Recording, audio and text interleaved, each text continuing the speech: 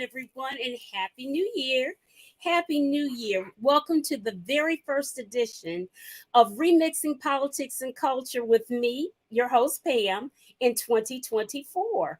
And you know that since it's 2024, you know what's up. It's going to be a wild ride in politics this year. You know that. And I'm going to do my very best to bring you some of the most interesting candidates and thought leaders and what have you from across the country. So we'll buckle up together and get used and have a good time together and learn something, right?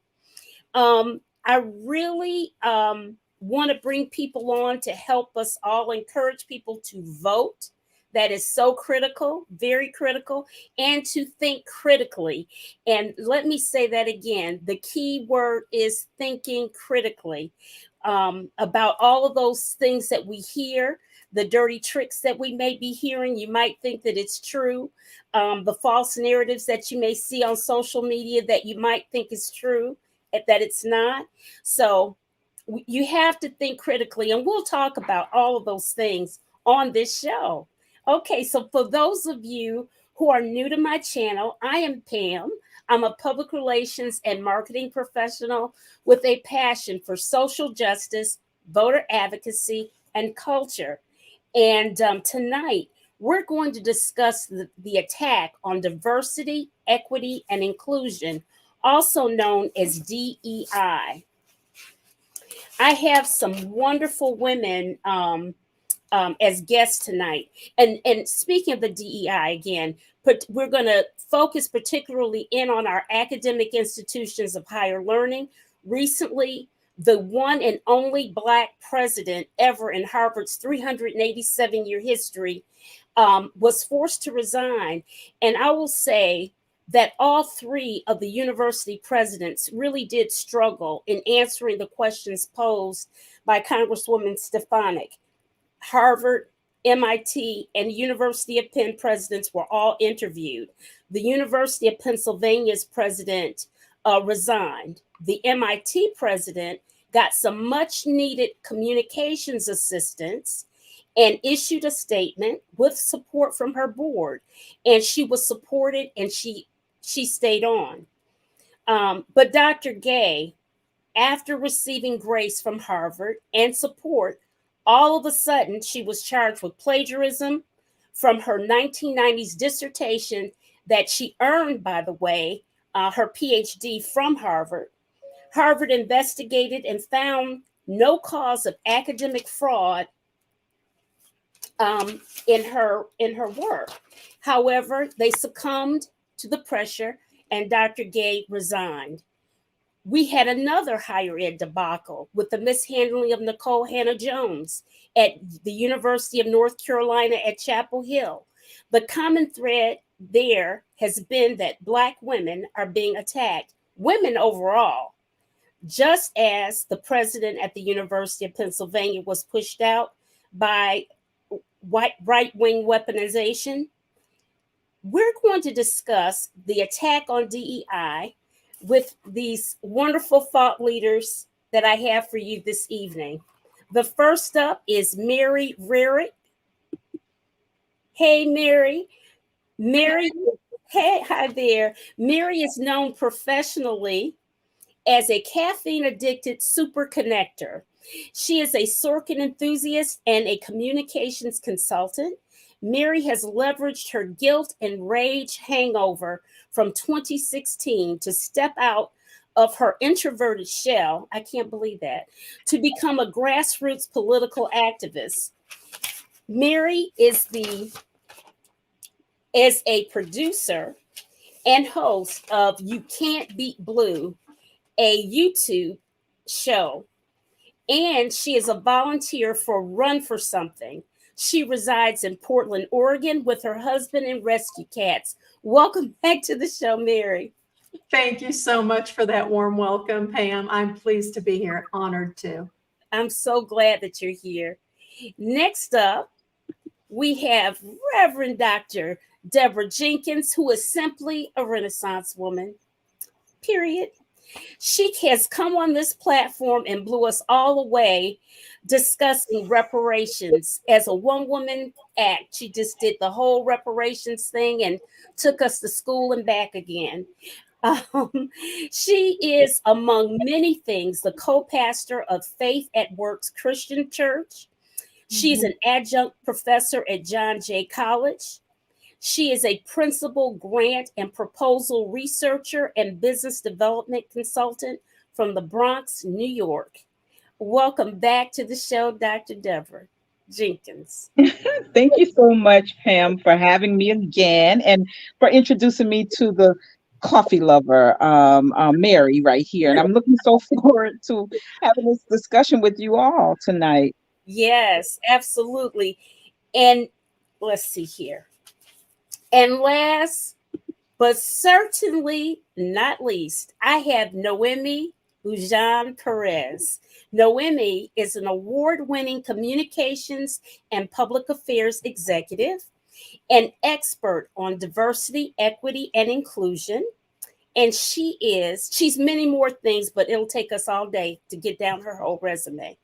But she is my dear and wonderful soror of Zeta Phi Beta Sorority Incorporated. Welcome back to the show, soror Noemi. You're muted. I apologize. Thank you for having me, Pam. Sora, and pleasure being on this platform with the rest of you phenomenal power women. They are. You all are. I'm so excited. Oh, the chat has really, Lord have mercy. Look at there. All these happy New Year's. Even Paul Tucci. Happy New Year, Paul. I know you're putting your kids to bed. Loretta, I'm gonna put these. Francis, hey Francis, I see Francis. In order for you, if you want to talk on stage, you're gonna have to connect your mic device. That's what it says. Okay. Hi, Mir. Oh, there's your friend. And Kath. Okay. All right. Okay. So we've got so much to unpack, everybody. So, ladies, let's dig in to the topics. So, listen, as I was researching Dr. Gay's situation, hold on here. As I was researching Dr. Gay's situation, her ascension to the presidency of Harvard and her forced exodus, I really kind of felt traumatized. And at that time, Dr. Jenkins, I'm gonna call you Dr. Deborah. Dr. Deborah had messaged me, and I was like, I'm just feeling bad because I was really traumatized because what I fully realized that even our allies, which Dr. Gay had, she has allies, they have a breaking point when it comes to support. So Mary, I'm going to start with you because I know you to be an ally.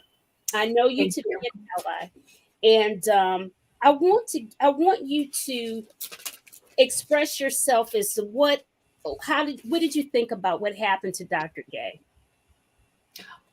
She was bullied, plain and simple. I mean, she was bullied. She was put in a position with the questioning where it was no win. They were all put in that position. And you, as a PR professional, know you could probably see she was not adequately prepared. They were not adequately prepared and supported.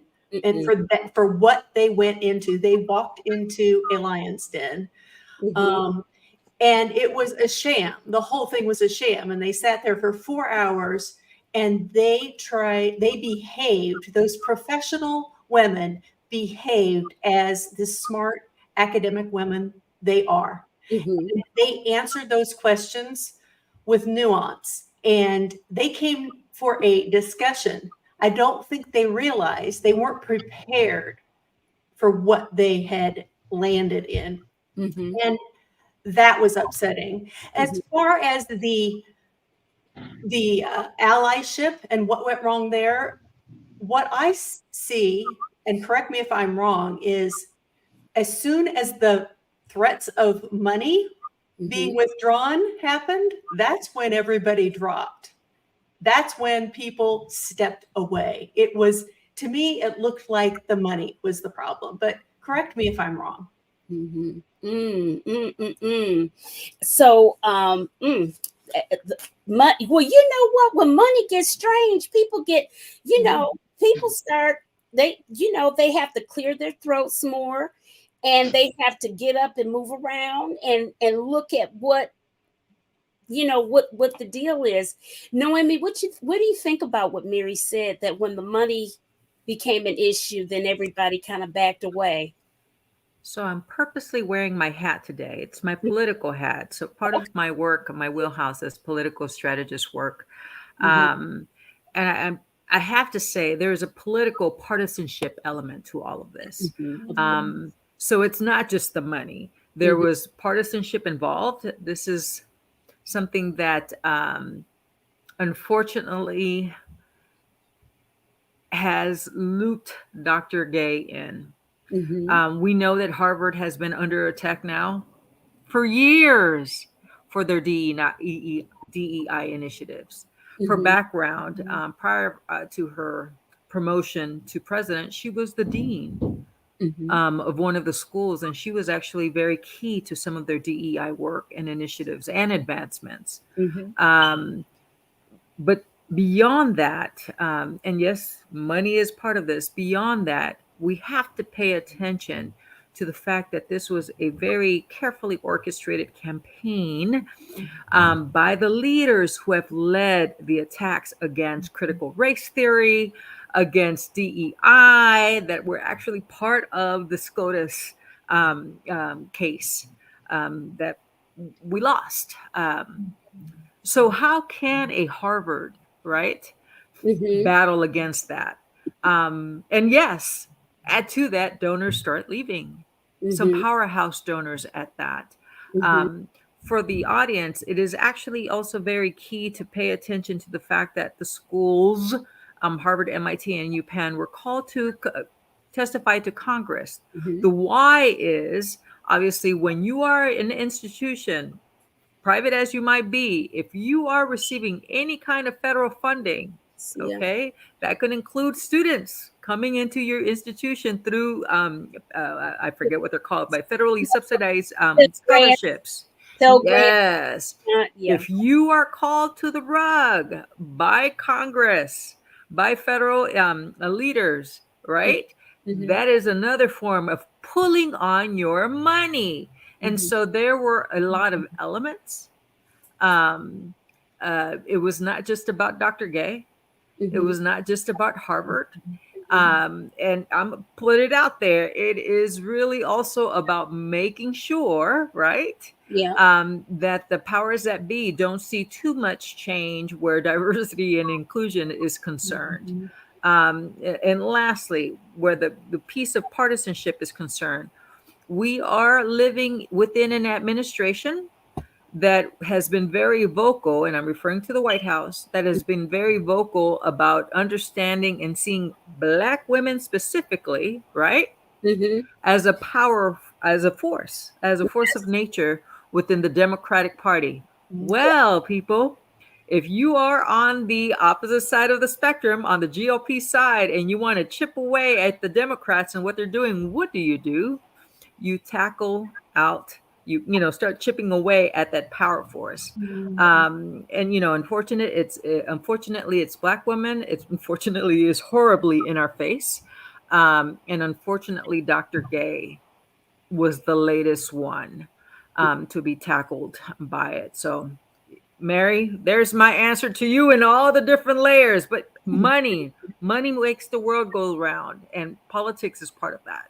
Yes, politics is a huge thing, and money makes it go round. That's absolutely for sure, and it's sickening the amount of money involved in politics. Dr. Deborah, give us your thoughts.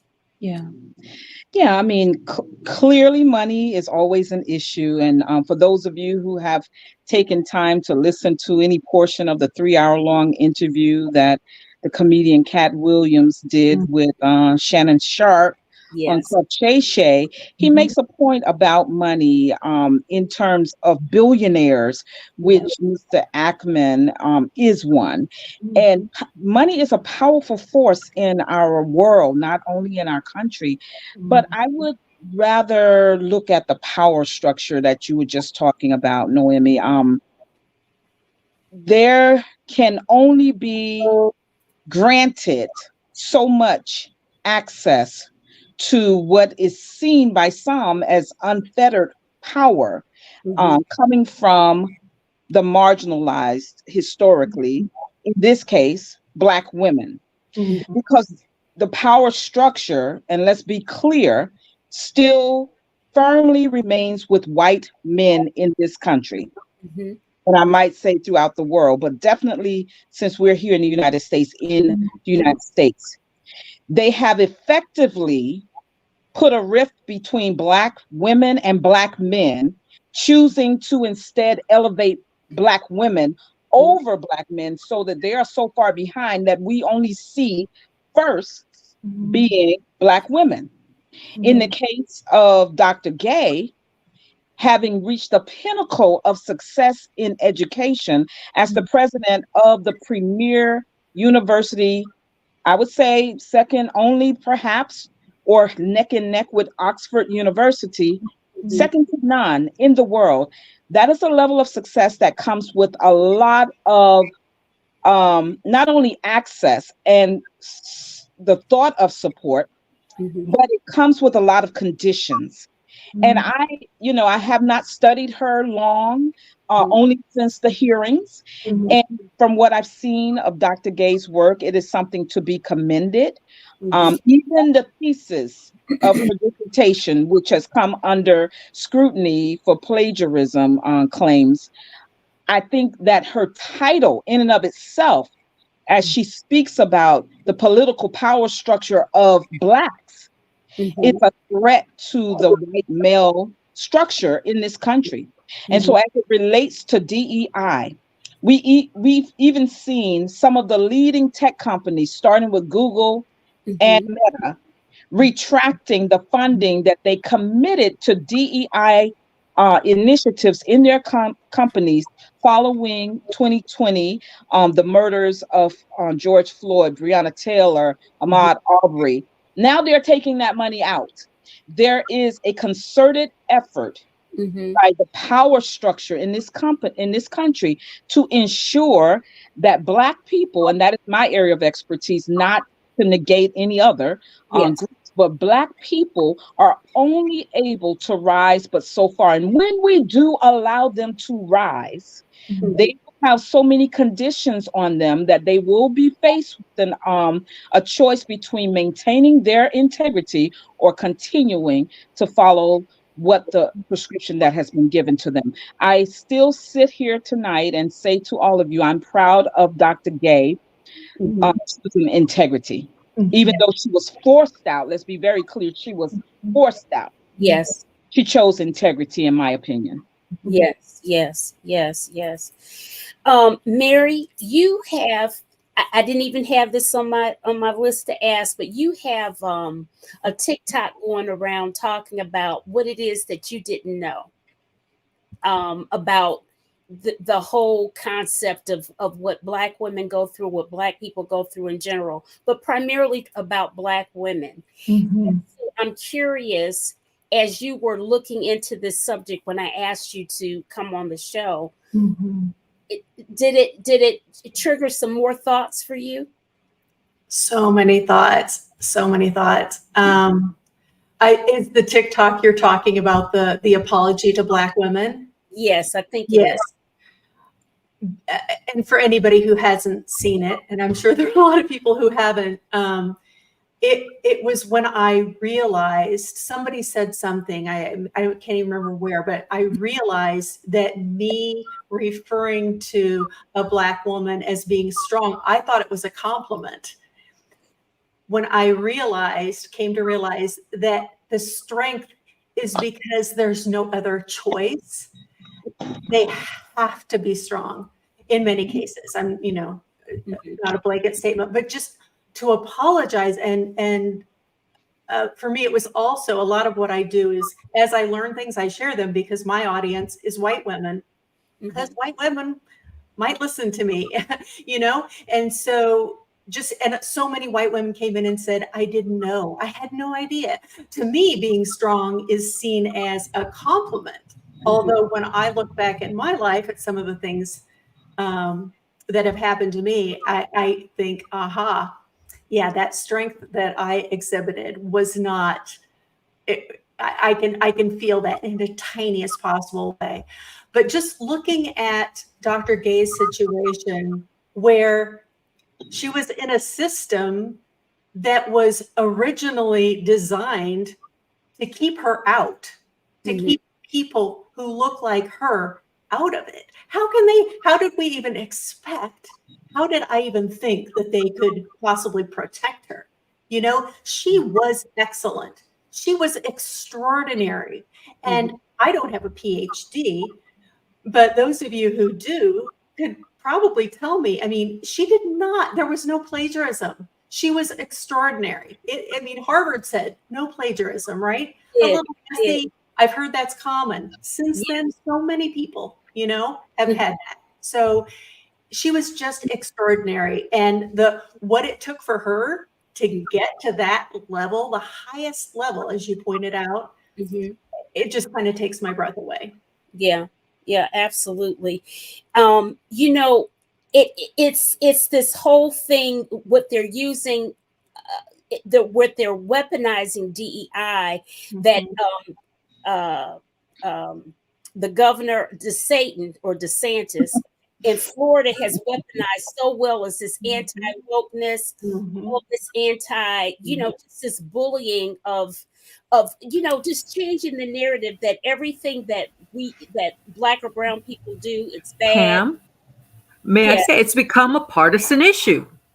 Yes. Yes. Of course. Yes. Yes, Laura. It has. It has. Absolutely. Absolutely.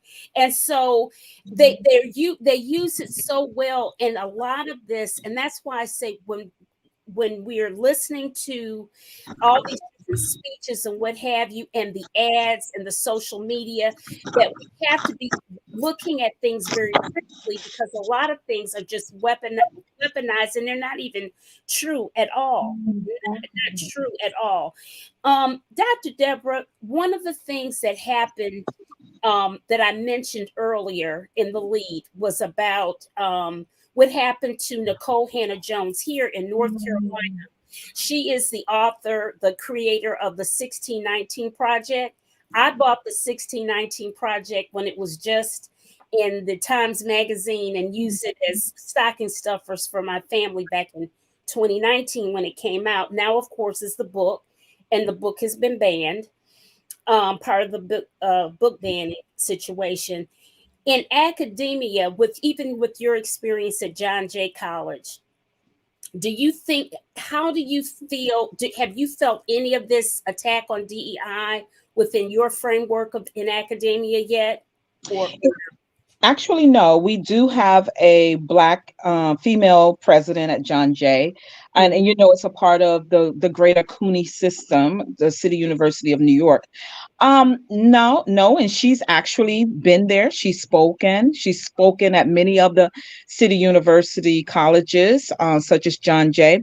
But what I can say, and I don't think that we want to go through this entire program avoiding the large elephant in the room, aside from what DeSantis is doing and others like him, is October 7th. We don't want to miss that, because what I have felt academically, and in a similar way to the onslaught of attacks on academics, is I've been very careful. This last semester caught me and many others having to be very careful as we expressed to our students. I'm a political scientist, for those of you who don't know. So this is always something that we're talking about, the climate, around different political issues, partisan issues also. But not to stay there, but we've had to be very, very careful. And so I said, I think to Pam, or either I put on my LinkedIn, we are not okay as academics. We're not afraid, but we know that we cannot freely teach these young minds or middle-aged minds, those who return to school or continue their education. We cannot freely teach in the way that we have for so many years for fear of losing the opportunity to be able to do so. And so while Dr. Gay has gotten to keep her tenured job, I'm happy about that. So has Dr. Jones. She's at Howard now, I believe, if I'm not mistaken. Pam. So She, she is.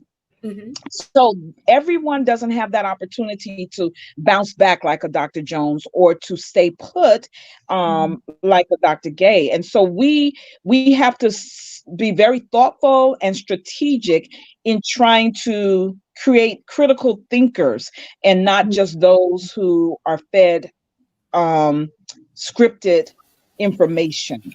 And so it's been difficult, but I believe that many still want what Dr. Jones has to offer. But it goes back to what I was saying about allowing the white male structure, power structure, allowing us to gain so much authority and power that they remind us whenever they feel a threat to their own power that they can take us back down. And I think that is the threat that despite, regardless if you are Black, Hispanic, white, Asian, or otherwise, we are under attack in this realm right now, and it's just the beginning.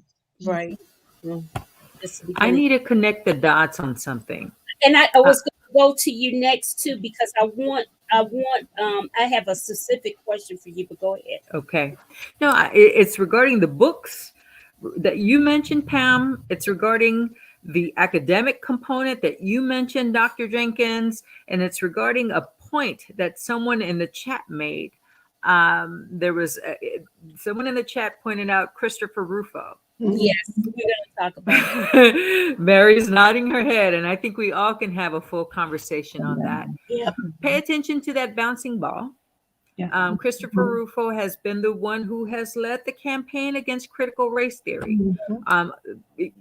But if I remember correctly, the theory, critical race theory, actually was developed by or formulated by a Black woman, by the way. And the book that was placed under attack under congressional hearings, I'm trying to remember the name of it, but it had to do with slavery, right? Was also led by a Black woman. And it's these attacks, these assaults that Dr. Jenkins is referring to, right? In terms of academics being careful, having to be careful. But we're also seeing, and I have to say this, whereas in the history, in recent history, and I'd say the last 50 years, the Democratic Party has positioned itself as a party of DEI, for lack of a better word, or the party of diversity, right? This is a partisanship effort to turn it against its ends, turn it against its tail. And Dr. Jenkins, I have to throw this at you, and it's sort of one of those things that blew my mind. One of the people that started making their media rounds against Dr. Gay, and that campaign that was led against her was horrific. It was publicly humiliating, and it really did criticize her whole academic background. And they ended up pointing to almost 50 cases that were kind of sort of maybe incidents, and it was just horrible. But anyway, one of those authors is Dr. Carol Swain, who is a legal professional and a PhD in political science. She's an African-American woman. And she's the author, Mary, of The Adversity of Diversity. So she's a conservative. Yes, on the, again, partisanship politics, right? The conservative side of the equation. And it's an effort to turn DEI on its head. But anyway, those were the points that I wanted to connect there. Yeah. I want to ask you, Noemi, in particular, what do you think that those in higher ed and their allies should be doing to protect DEI policies? I have to say I'm a Trojan, two-time Trojan. I sit on the board of the USC Gould School of Law. I'm also a Yale Bulldog through my so preference to Yale over Harvard. I'm sorry about that. Um, a, that specific question is an answer that universities are trying to figure out, as well as corporate America. Because the next onslaught of legal attacks, right, is attacking supplier diversity in the corporate space, right? But also trying to ensure that the SCOTUS ruling around affirmative action in Harvard is enforced in universities nationwide. Eek. How do universities deal with that? Especially where recruitment and students are concerned. The next piece, right, is the Black women's piece. We have a Black women's nonprofit organization that has been attacked, right? And I forget the name of the organization that bit. And so we're one that was doing the business help for right. And so what we're seeing is a whack-a-mole effect, right? Where there's numerous ways that DEI is being attacked. And so we have to figure out how to maneuver differently so that we enforce efforts on equity in different ways. And if we have to call it different from DEI, so be it. Right? But part of protecting that is protecting the academic component that teaches our history. Our history is part of what is being attacked. We're talking about books, right? Our history. The Civil War. Nikki Haley was famously on news over the last few weeks because she forgot to mention slavery as part of the Civil War. She also did something last week that not too many people have really focused on, and is that she referred to VP Harris and SCOTUS Ketanji Brown.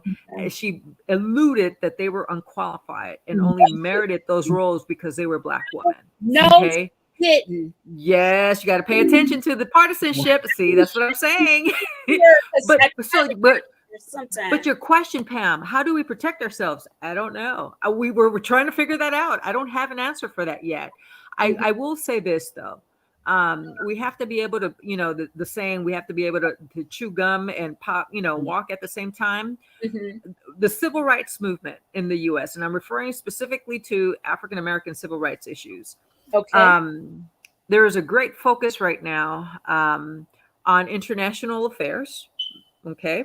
And I think that's gotten a great deal of energy over the US issues that we're dealing with and discussing at this very moment, like critical race theory. Right. And I'm paying attention to that, wondering what is going on, what's happening. It's almost, I'll say it. I'm wondering, Pam, where are our African American leaders, civil rights leaders on this issue? On that whole thing. Do not get me started on that. Okay. So we need to sort of refocus their attention back to our issues, right? Where are they? Because Attorney Benjamin Crump is our private NAACP Legal Defense Fund. I'm sorry. Would you agree with me, Dr. Jenkins? Do you really want to get me started? No. And I love him dearly, but I'm trying to figure out what happened. I don't see that. Everybody has to call Benjamin Crump for everything. It can't just be him. Well, right? That's what it is. But going back to the national civil rights agenda, what is it? Where are these issues on it? How are we? How are Black women? How are allies? Right? Sort of knocking on the door, saying, "Hey, we need some attention here in these areas." Again, on the partisanship, I think that part of what's happened is that where civil rights issues are concerned, there's a great deal of focus right now on international war-related issues, and I'll just leave it at that, which is understandable. I understand it, but we can't just walk away and forget everything that's happening here, right? And focus all our energy, social media, PR on what's happening over there. That's part of the issue, part of the answer. What were you saying, Deborah? I just wanted to weigh in. I thought that was a wonderful question. It's one that's always in my head, and I'm always fighting walls because I don't have the people in front of me. And I'm talking about, where are our civil rights leaders? So I What have, organizations that we Pam knows I have a love-hate relationship I with the legacy organizations, yes. um, because here we are, and I mean, we've been told this for the last maybe 2 or 3 election cycles, for president, facing what really truly may be the most significant election of a president in our time. Mhm. um I won't, I do have influence. We all here on this platform know that we have influence, and I had to share with someone, that I won't be bullied into talking to Black people and frightening them, because 45 is yet running again and perhaps will be the candidate for the Republican Party. We have had civil rights organizations, the legacy civil rights organizations, in my opinion, have squandered the opportunity, the access they have to this current White House over the last 3 years, and they have not been going in and having audience with our president on behalf of needs that the Black community has. In 2020, the Congressional Black Caucus did a survey and asked Black people, their constituents, what are the primary issues? The primary issue that came back from respondents was reparations for descendants of enslaved people in the United States. Mhm. If you go from that point at which they took that survey and just do a Twitter search on the CBC, you will see that there are so many issues that are unrelated to Black descendants, American Black descendants of chattel slavery here in the United States.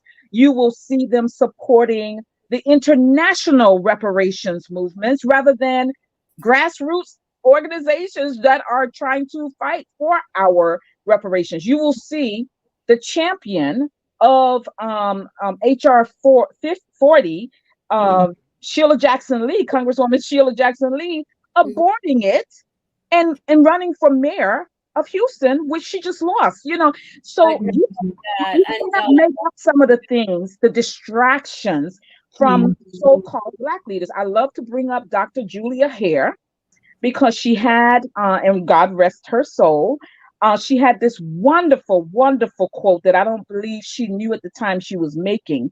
She said, "Don't ever make the mistake of believing that leading Blacks are Black leaders." And I think we have to sit with that, because leading Blacks are those that we see in front of the cameras all the time. Right. Black leaders are people like the three of us and our allies who are behind us, Mary. We're putting you in there as an ally behind us, right? So we have to begin to have pressure put on our elected officials. So I'm telling, a colleague of mine was saying, all these people talking about the Cat Williams interview, but nobody's talking about Trump and what he's trying to do. I say, you know what? Between January and April, let's let the civil rights organizations do what they do. For the rest of us, we have until from April until November to do what we do, because we're already sure about what the legacy civil rights organizations are going to do. They're going to tell us to vote excuse me, I'm mixing up my words, to vote blue no matter who, without ever expecting anything in return. And that's just not good enough any longer. We No. are losing. We're losing and have been losing. It's time for us to be put in the winner's spot. Yeah. Yeah. Whew, y'all. It's so, listen, that's a whole nother The show. whole thing. It's the whole thing. Whole nother show. It is. Let's talk about Christopher Rufo from Florida, who before was appointed by DeSatan to the new college in Florida board. And let's bring up Ackman, William Ackman, whose wife literally at MIT did plagiarize. She plagiarized the whole big thing out of Wikipedia. Yeah, she did. And she said she's sorry. Oh yeah. I'm sorry. She just said she was sorry. But that was legit. And then Ackman said that he's going to go after everybody now, including the Business Insider who dropped that story on her, and say, we're going to see what you've been doing academically or otherwise in your news reporting and what have you. So it's this, But as I mentioned to you ladies earlier before we came on the air, that Ackman technically is this big Democratic supporter financially. So I'm trying to figure out, and yet he was one of the loudest voices from Harvard that wanted Gay gone. He was he was not a supporter when he saw that Harvard was going to back her, and then Mr. Rufo did her in with all of this other his campaigning and whatnot. So how do we've got to increase our allyship? And I heard earlier today that to do so, we have to get white men to be allies. Mary, how do you think we can go about doing that? How can we bring white men into the mix? Because I have plenty, I don't have a lot of white male friends, but the ones that I have that have been tremendous allies for me for over 40 years. So what do we do? What do you think? Well, I got to tell you, it hasn't been that long. I mean, it's only been recently, within the last year, that I came to that realization that, it's one thing for white women, who obviously, we're behind the ball on this too, right? Who benefits the most from the patriarchy other than white men? It's white women, or we think we do. We don't really, but we think our proximity to this power equals power for us. Well, the gig's up. Like, that's not true. But when I realized it was when every night when we're having dinner, I talk to my husband and I tell him what I learned that day. That poor man, every single day. Because this is how it happens. This is how it starts. It's these individual conversations. Yeah. Each one of us has to take, you think, oh, it's not enough. You know what? It is enough. I mean, it's a start. And guess what? It's been a while ago, maybe 6 months ago, he sat through a DEI training at work, right? As they have them. Some of them are performative. I don't know whether this one was or not. But when it came time they were asking questions of the audience. Where do you get your most of your information about this sort of thing? Who's taught you the most? He mentioned me. All right. So, it's working. And I hear him when he's having conversations with his family and friends. I hear him talking about some of these things. Good. It's a small thing, but I feel like it's one of the things that I try to do on my platforms is just to tell white women, you might not think you know everything or enough. I certainly don't. I get it wrong all the time. And then I have to go back and apologize. But you know what? You just have to get out there, make mistakes, and learn from things. And especially follow Black women and learn from them, for Pete's sake. I mean, it's not that difficult, because the grace that y'all have shown me, I'm just grateful. There are a lot of women out there doing the work and telling us this is what you need to do. And it's right. We have to support, we have to get behind and be supportive. All right. Listen, I have a dear friend, Dr. Judy Foster Davis, who is a full professor at Eastern Michigan University, and she had texted me earlier today, and she said, Pam, I may have to drop in because she's been in academia forever, and she has something she's got to get off her chest. So I'm gonna bring Judy up. Judy, get it off your chest, girl. How you doing? Hi, everybody. Hi, Judy.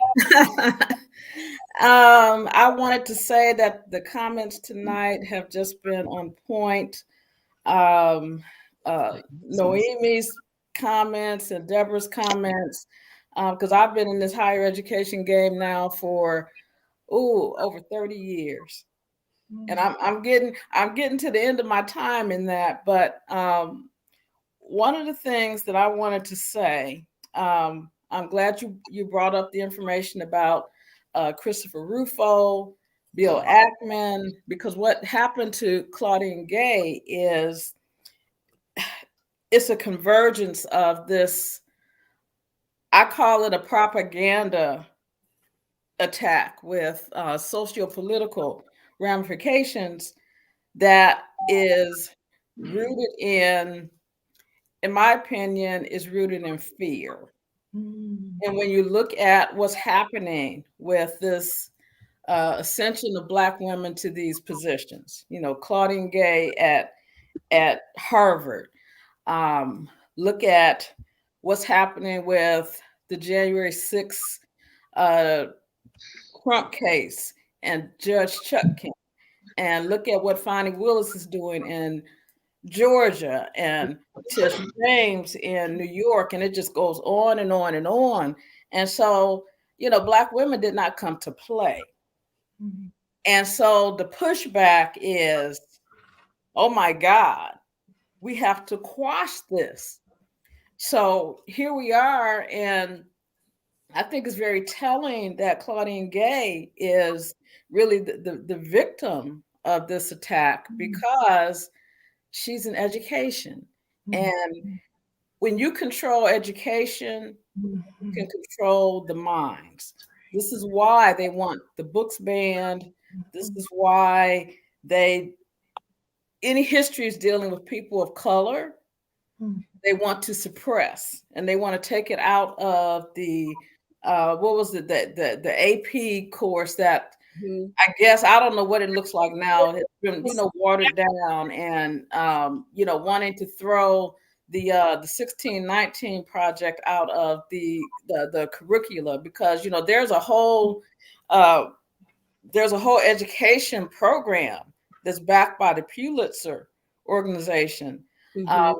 That's built around the 1619 project. So what I have seen happen is not that there's just mere, criticism, but what we see is that the people associated with these either ideas or movements or curricula, they want to crush these people, just annihilate them. And it's viciousness that is just, it's just off the chain. Mm-hmm. And, Mr. Rufo and that whole propaganda machine around critical race theory. Mm-hmm. I belong to an academic group. It's an international group of professors, multiracial, from all over the globe. And our group is called Race in the Marketplace, because I'm in the business school. I'm in the marketing department, and a lot of my work has had to do with the intersection of race in the marketplace in terms of the role of marketing professionals of color, advertising, public relations, and things like that. And those experiences and the experience of marginalization in those areas, contributes to a lot of the problems that we see today in terms of what's marketed and how things are marketed, who's kept out of marketing decisions, so forth and so on. And when we look at what's happening with these ideas are being marketed. And they're being marketed very successfully. Mm-hmm. And, we wonder, we look at a person who is a twice impeached, 91 count indictment. I can't even keep count. Why there is such, it seems like a shield of protection around this person. Mm-hmm. When Claudine Gay, they said, oh, she forgot to put some quotes around some statement, mm-hmm. And want to call it plagiarism. Mm-hmm. It's just insanity. Yeah. But the propaganda marketing is very effective. Yes, it is. I have to say this on the topic of marketing and business, okay? Because as everything was happening with Dr. Gay, And I certainly wasn't paying attention to it, but I had to look back and analyze what exactly was taking over the news cycles during that period of time, Yeah. particularly with Black women. And as a force, as a marketing audience, right, as a political audience, Black women are a powerhouse. So much so that Black women, thanks to Black women, the Color Purple movie, right, went all the way to this top at this opening night. Okay. Why do I bring that up? Because that is what was galvanizing Black media news cycles during that period of time that Dr. Gay was in trouble. We didn't notice it, neither did press. We're not going to blame Oprah. Oprah was just taking care of business. However, Oprah, we need you to come over this way, right? And help galvanize some energy and movement around some civil rights issues. Okay. Black women gave you the win with, the Color Purple. But it's time to sort of galvanize that attention and push it through.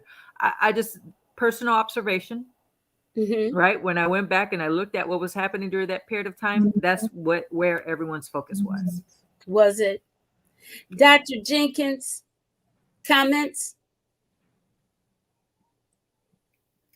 She's muted. You got to unmute yourself. Sorry. I'm so sorry.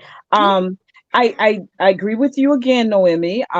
Again, let me just move past that because I have some choice words that I could definitely use. But I do agree with you. During that time when everyone was caught up with the Color Purple, we also heard a voice from the cast, and that voice was Taraji P. Henson. Yes, we did. Saying that after having won an Oscar, after having proven herself time and time again, even in this movie that was executive produced by none other than Oprah, she had to fight for her salary yet again. And so I'll move past that because, yes, we do need Oprah to champion Black issues, but her history is very clear. Am I right? Her history is very clear. But to go back and try to honor one of your guest questions about affirmative action, I think I can't remember the moniker, slime one or some. I'm here one or. I'm since here. I am here. Yeah, Since I'm she's here. saying a bunch of stuff in here. Y'all have this thing so loaded up on the chat. I can't. Yeah, I wanted to talk about the DEI piece. I believe that was her question early. It was really, really early on. And I had sort of been chomping at the bit to talk about it. And it sort of piggybacks off of what Mary had said about how white women have felt comfortable in their positioning because, they were so close to the real power in this country, white men, but now they are even waking up. I don't want to put words in your mouth, Mary, but let's be very clear. Affirmative action was initially supposed to give uplift to Black men and Black women, when in reality, it has not.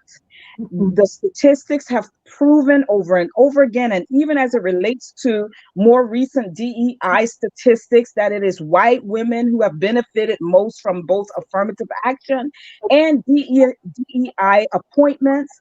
And so in the lead up, I just wanted to see how our Fortune 500 companies were doing in terms of DEI appointments of CEOs. As of 2021, there were only 47 out of 500, 47 women in 2021 who were CEOs of companies. But guess what? It gets much, much worse for Black people, Black women and Black men. As of 2023, of the 500 Fortune 500 companies, there are only eight combined Black men and Black women, 5 of them being Black men. And I'm going to give the men a big ups because there is a concerted effort in this country, and there always has been, to ensure that Black men never rise. And so they always choose us as Black women over the Black men. But I say we're in the same ship, and we got to understand that we are rowing together. And that is why I fight so hard for reparations for myself, for my children, their children, and Black American descendants of enslaved people right here. right here in the United States. And we cannot always expect people to see what we know is true about the concerted effort to ensure that we never ever rise above a certain level. And that to me is evil, evil, because the intent is to destroy a people. And they've done a really good job. But back to your apology letter, Mary, yes, we are strong because we've had no choice but to be strong. And my suspicion is that my daughter, her daughters, and theirs will continue to be strong for the very same reasons, not always choosing to be strong, but having a necessity to be strong. Mm-hmm. Can I add something to piggyback on Deborah's comments? Yes. Because I know I made my comments primarily in the context of education, but going back to Chris Rufo and the whole anti-CRT, anti-DEI movement, we have seen that affirmative action, as one example, has been dismantled in education. It doesn't stop there. Affirmative action with respect to corporate and private enterprise, in government, so forth and so on, is a part of the continuation of that through line to, as I agree with Deborah, to keep Black people and Black men in particular out of these roles of authority or where they have some true power. So again, it's a power dynamic that cannot be dismissed anytime we talk about any of these attacks, the propaganda and the whole, it's like a whole machine that's behind it. And it's not just Donald Trump. There's a whole culture behind it. Yes, there definitely is. There definitely is. I was going to ask you guys one other question. Noemi, did you have any other comment about the partisanship and the strategy against that? I think this is a lead up towards the upcoming elections. Mm-hmm. I think it's a lead up towards chopping away at VP Harris, particularly if she's being positioned to run as the Democratic candidate for president.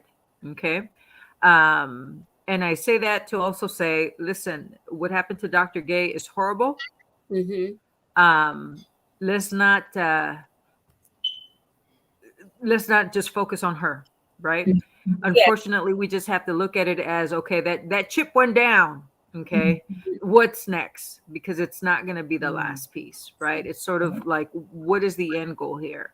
There are a lot of end goals, right? To the point to the what the doctors on the platform stated. There's multiple end pieces.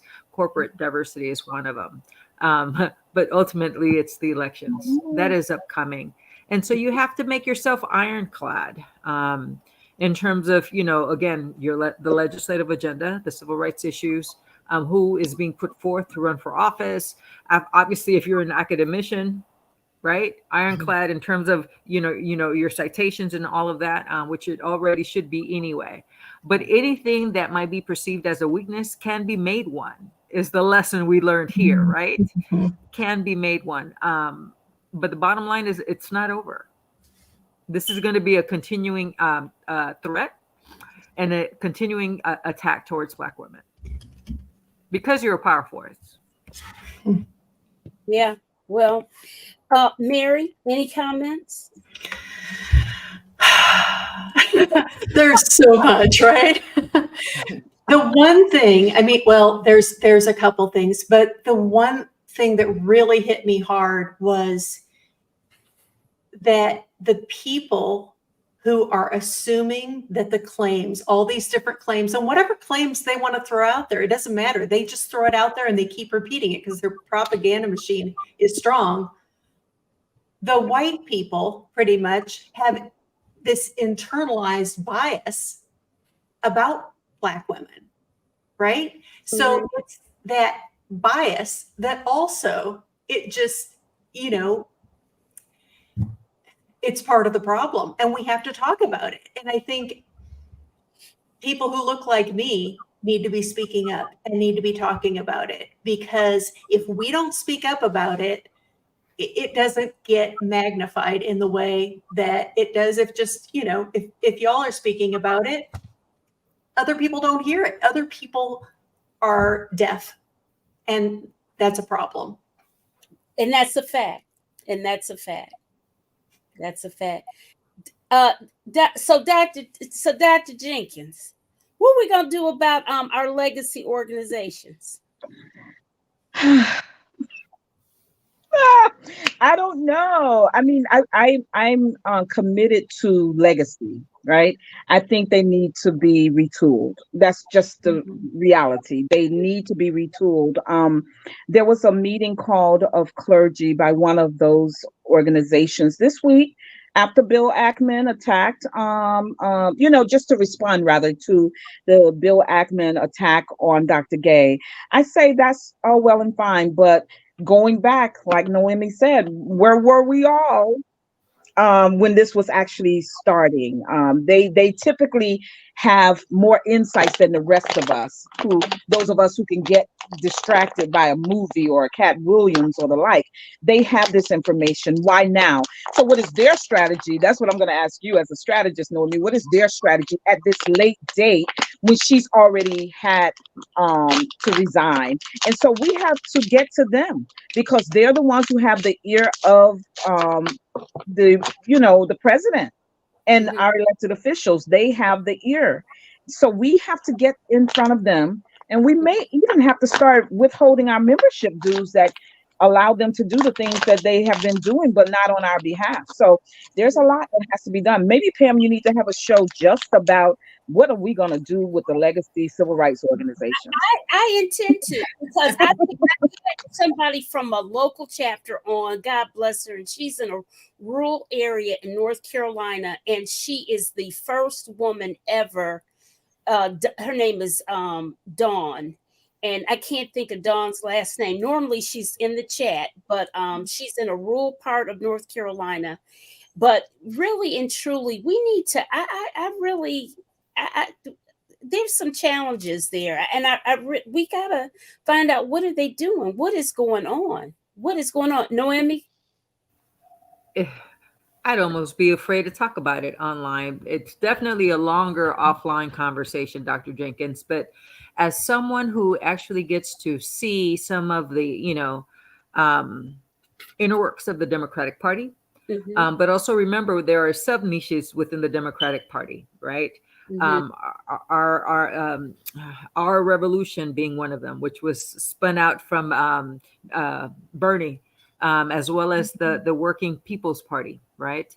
I'm seeing a shift. There has been a shift in their prioritization for the past 2-3 years. Okay. And it's aligning with Dr. Jenkins and Pam, this thing that I'm talking about, right? Where there's been a shift to other issues as opposed to US based issues. And that's an internal discussion that is about mobilizing around those issues. And part of mobilizing around those issues is also making sure that the funding that those organizations prioritize are redirected back here, right? Back to US based issues. But sometimes it is about calling out some of those national influencers to the table, right? Oprah Winfrey and other people to say, hey, yeah, we want your attention here. So you're right. It is about going to speak to those legacy organizations, to the leadership, but also to press, Black press. Hey, what's going on? We need our attention here. Yep, that's right. At the end of the day, even within our own political groups or our own communities, we have our own special interests, right? Groups that are focused on special interests. And that's unfortunately what happens when a special interest redirects the focus. Absolutely. Well, listen, our time is up. Ladies, I thank you for the first show of the new year. I hope that you all have a wonderfully blessed new year. And I thank the audience. They're still sending in chat stuff. I'm going to put them up real quick on here. All right, Marianne. Well, one thing about this, I can come back to it and I'll use information about the Harvard retraction or hit piece on the ADO. What does ADOS mean? I can't keep up with all these acronyms. American American Descendants of Descendants of Slavery, and it Slavery. was initiated here in Los Angeles. The who, the what? What did you say? American American, Descendants of Slavery. Oh, okay. yes, Okay. and it was initiated here in Los Angeles by a former graduate of UCLA. Okay, great, great. Well, I am appreciative of all of you guys in the audience. I hope you hit those like buttons, especially if you were on YouTube. Hit the like, hit the subscribe. It's a free way to support my channel. Hit the like on YouTube, on Facebook and LinkedIn. Share the video. Help me to continue to do this thing here, okay? And I thank you all for coming and have a good night. Let's wave them off, guys. Good night.